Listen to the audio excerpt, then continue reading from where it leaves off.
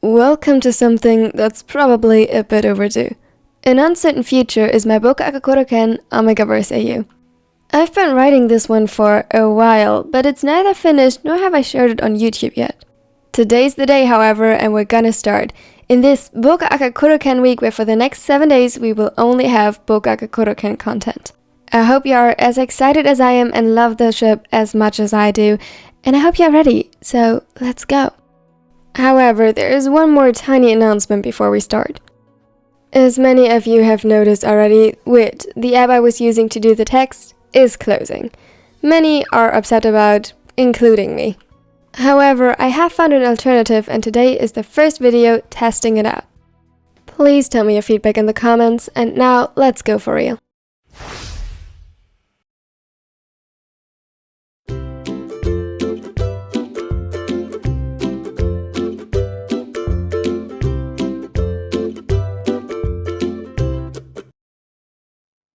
Kenma stared at the two red lines in disbelief.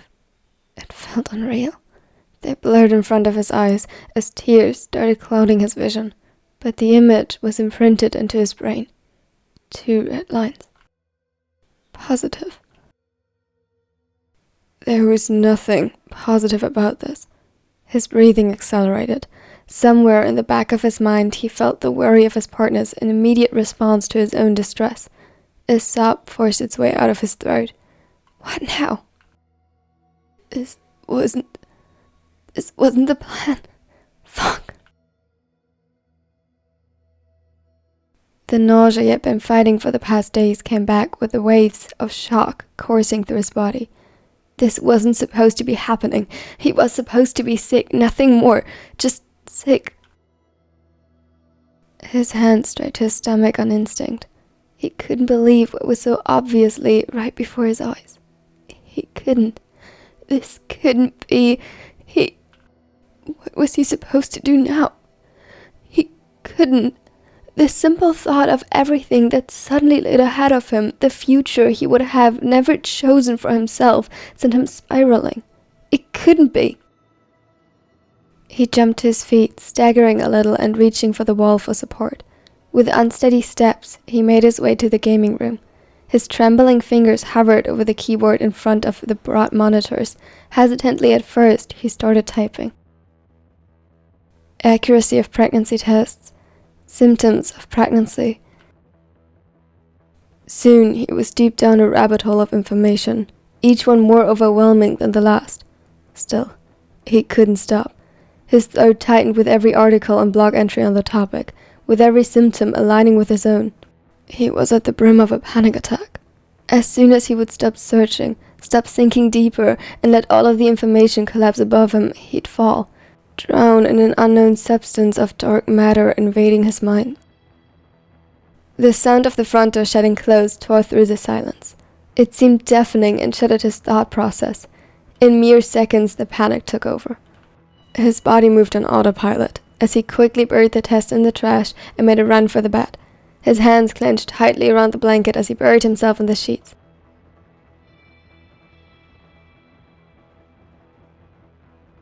His fingers gently, trembling, traced her stomach again, and burning hot tears fell from his eyes onto the fabric. He couldn't handle this. Would it hurt the baby? If he panicked like that, was he already failing?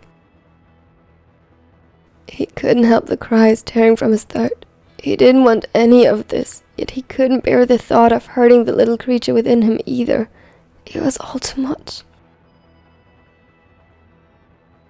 Kenma? Bokuto carelessly threw his jacket to the side, stumbled and fell as he attempted to kick his shoes off quickly. He cursed under his breath, ignoring the freshly blooming bruises, and started to climb up the stairs to where he knew Kenma would be. The pheromones deriving from the bedroom were ones of pure distress, tainting Kenma's usually very soft and light scent, closely resembling a forest in late summer right after the rain. It set him off.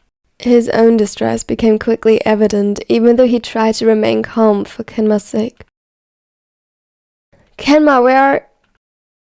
As soon as the door swung open, he searched the room for the source. He found the Omega curled up on the bed, covered by layers of blankets. It took all his self-control to approach him slowly, carefully. Kenma? He sat down on the bed and gently nudged his side. The smaller didn't react other than pulling the blankets tighter around his body. Do you want to talk about it?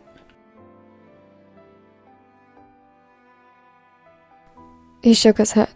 It was barely recognizable with the thick layers of fabric covering his small stature. Bokuto took a deep breath. Do you want me to distract you? Again, no. Only one more option, and the one Bokuto disliked the most. Do you want space? Kenma hesitated. The room felt eerily silent. Nothing. The ace sighed and sat down beside the bed. He said nothing, just stayed by his side. His eyes fell on the cat plush he had given Kenma years ago, which got the name Apple Pie by his online community. Gently, his fingers traced the stitches and played with the fur, before rubbing the scent lens at his wrists over the soft texture. He concentrated on releasing calming pheromones. Wordlessly, Bokuto offered the plushie next to where he suspected Kenma's head. It took a few seconds before a small hand reached from under the covers for the little cat and pulled it into the blankets. A tender smile spread on Bokuto's face before he turned around again, leaning against the bed. A notification popped out on the display of his phone, reminding him that he wasn't the only one affected by this. Kotaro, are you home yet? What happened with Kenma? His hand subconsciously wandered to the bond marks on his neck, where he could feel the distress of his mate spreading. Kenma's was still the most prominent. It was obvious that he had suffered a panic attack, though slowly the panic faded and blended with tiredness taking over his mind and body. I don't know, but I think he will be fine. Are you sure? Yes. At least, he hoped so. He couldn't bear to see his kitten sad. Bokuto knew that giving him space and time was the best he could do right now, but he wished desperately to know what hurt him. Why was Kenma this distressed? He hadn't had a panic attack this bad in ages. The ace sighed and pulled his knees to his chest. His eyes closed and a single tear fell onto his sleeve. Kenma's emotions were overwhelming through their bond, and to think that this was just an echo of what the younger truly felt made his heart ache. He wanted to make everything that hurt or could hurt him go away, to place himself between him and harm's way over and over again. Please, Kenma, be okay. Kenma woke up alone. The bed around him was empty and the whole room felt cold. He didn't need time to remember. It was everywhere. In his dreams, in the nausea that hit him the moment he got up, in each and every thought. He sat in bed, frozen. Everything around him seemed to move way too fast. It was silent and cold, yet it felt as if time was racing.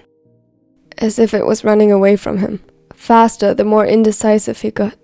His chance, the time he had to choose, was running out and he knew it, but it was as if he could feel it too. It took his breath away, and with every passing second, the choice got 100 times harder. It felt as if someone had put him in chains, as if his own mind held him caged. Kenma? Akashi gently pushed the door open with his elbow, since his hands were occupied with carrying a tray with food and water on it. Their eyes met, and Kenma could see a short flash of relief crossing the raven's face as he saw that Kenma was awake and alert. Here, Tits made breakfast, and I thought you might prefer to eat it here. He smiled softly and tried handing him the tray, but Kenma made no attempt to reach for it. Akashi's smile fell a little, and he settled for placing the tray on the nightstand. I'm sorry that we weren't here when you woke up. We wanted you to get all the rest you could after yesterday.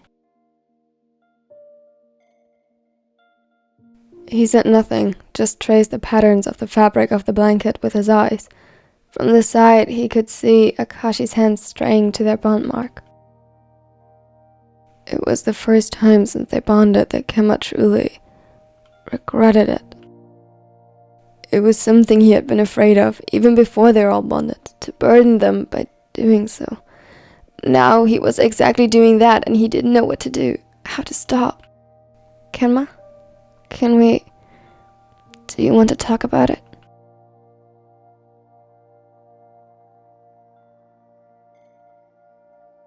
He shook his head. Akashi gulped. Okay, just please eat something, love. He got closer and gently placed a hand on Kenma's. We will be here for you if you are ready. Don't worry about us. We understand. Gentle fingers left traces of warmth on his skin, with tender touches as Akashi cupped his cheeks. Soft lips against his forehead made his heart beat faster, and the pain all the more real. Take your time. We will be here.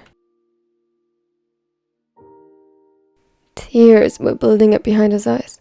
Every soft word, every little gesture of endearment and affection left another cut on his heart. It felt like he was betraying them by keeping this to himself. His head snapped up. Ocean blue met amber gold. Kenma's eyes widened, and the kind, compassionate smile on Akashi's lips brought him closer to the edge of breaking. His mouth opened, but no words escaped his throat. Don't push yourself. We have time. The first tear fell silently. The second was accompanied by a quiet sob that forced itself past the lump in his throat. Can I hug you? He wordlessly reached his hand out to Akashi, which the other immediately accepted. He pulled his mate into a tight embrace and soothingly patted his back. His own relief washed over them. He was relieved that he could do something to help, that Kenma, even though he never doubted it, showed him that he trusted him.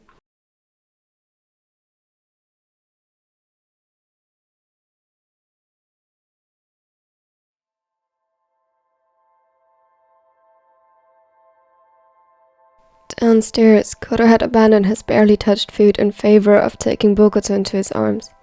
Kenma's shutdowns were never easy for them. It had been a while since it was this bad. He rocked them back and forth gently, and Bokuto held on to him tightly. Of the three of them, he had the hardest time doing nothing.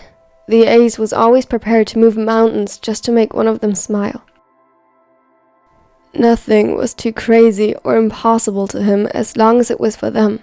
As long as he could see them happy again, he would go anywhere, say everything, do everything. Not being able to do that was what paralyzed him.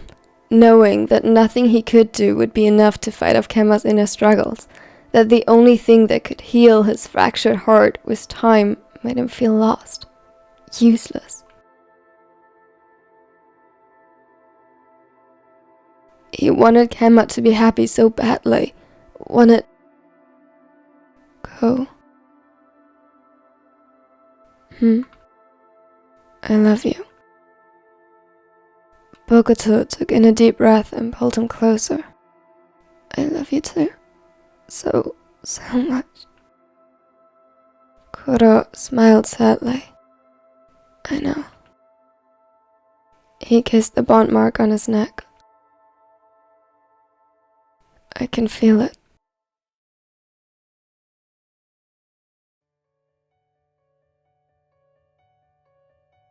Thank you so much for watching to the end. If you liked it, consider leaving a like and consider subscribing, because that would mean the world to me. I hope you enjoyed this first part. Obviously, it's not over. As I mentioned at the beginning, I haven't even finished the entire series yet, but we will start with uploading the first 7 parts. I'm super excited for it. I hope you are too. Tell me in the comments your favorite quote and how do you think the story will progress. And everyone who's read it on AO3, you don't count. Shush, no spoilers. Special thanks to my nerdy neckos, you are the best. And here are my other social media to check out. Obviously, you will have to replace wit with chatty now. And now I hope you have a wonderful and amazing day. See you tomorrow. Step 1, wake up, really gonna rise with the sun. Step 2, get some good, some food in you. Step 3, think real hard about what you wanna be. Step 4, everybody just do your thing. Wake up, today's gonna be a good day. Wake up, today's gonna be a good day. Wake up.